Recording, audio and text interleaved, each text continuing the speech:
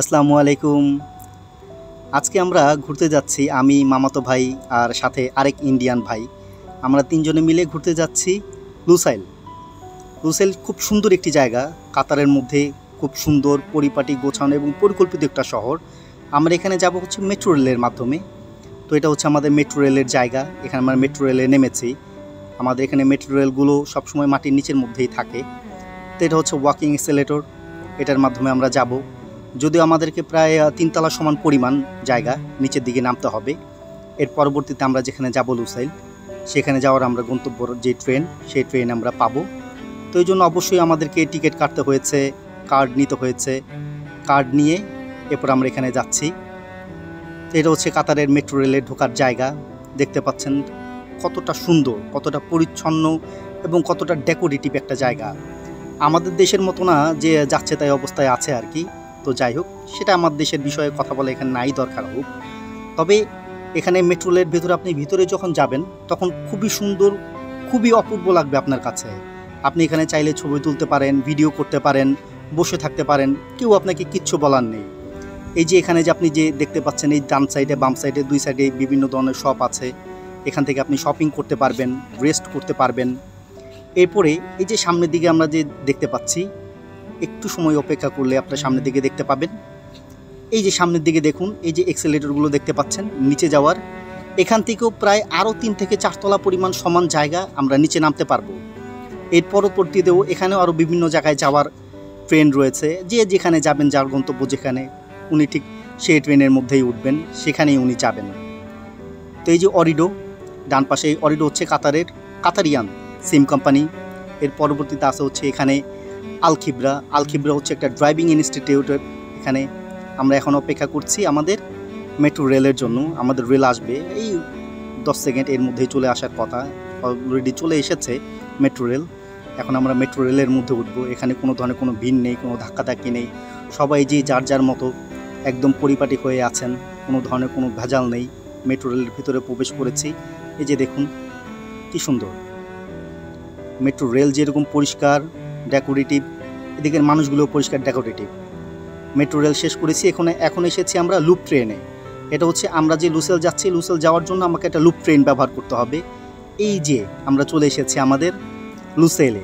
এটা হচ্ছে জায়গাটার নাম হচ্ছে লুসেল শহরের। আর আমরা যে জায়গায় এসেছি, এই জায়গার নাম হচ্ছে মেরিনা সেন্ট্রাল। আমরা মেরিনা সেন্ট্রালে এসেছি হচ্ছে মুন টাওয়ার দেখার জন্য। মুন টাওয়ার হচ্ছে কাতারের নাম্বার 1 7 স্টার হোটেল, একটা হোটেল অ্যান্ড রিসোর্ট। এই যে এটা হচ্ছে মুন টাওয়ার, অসম্ভব রকম সুন্দর। হয়তো বা আপনারা আমাদের ক্যামেরায় এতটা ভালো দেখতে পাচ্ছেন না, কিন্তু যখন আপনারা সামনে থেকে যখন দেখবেন তখন দেখতে পাবেন। এখানে চারিদিকের পরিবেশ, এখানকার মানুষজন, সব কিছুই একদম আপ টু ডেট, যাকে বলা হয় totally full up to date. Moon টাওয়ারটা এটা খুবই সুন্দর একটা টাওয়ার। এখানে ইভেন এই লুসেলের মধ্যে যত জায়গা আছে, এই সকল জায়গার মধ্যেই কাতারে যারা রিচ বা শেখ যারা, ওনারা এখানে থাকেন। এখানে শুধুমাত্র যে কাতারিয়ানরাই থাকেন তা না, বিভিন্ন দেশের যারা রিচ মানুষ আছেন, ইভেন যাদের প্রচুর পরিমাণে অর্থ রয়েছে, যারা ইনভেস্ট করেন অথবা বিভিন্নভাবে এখানে থাকেন, বিভিন্ন বড় বড় পজিশনে চাকরির ক্ষেত্রে, তারাই একমাত্র এই লুসেলে থাকার মতো অ্যাফোর্ড করতে পারেন আর কি। আদারওয়াইজ এটা আমাদের সাধারণ বা মধ্যবিত্ত বা তার চাইতে যারা একটু ভালো আছেন, তাদের জন্য এই লুসেল এরিয়া না, এটা সাধারণের এরিয়া না। সোজা কথা, এটা হচ্ছে যারা ধনী ওদের জন্য।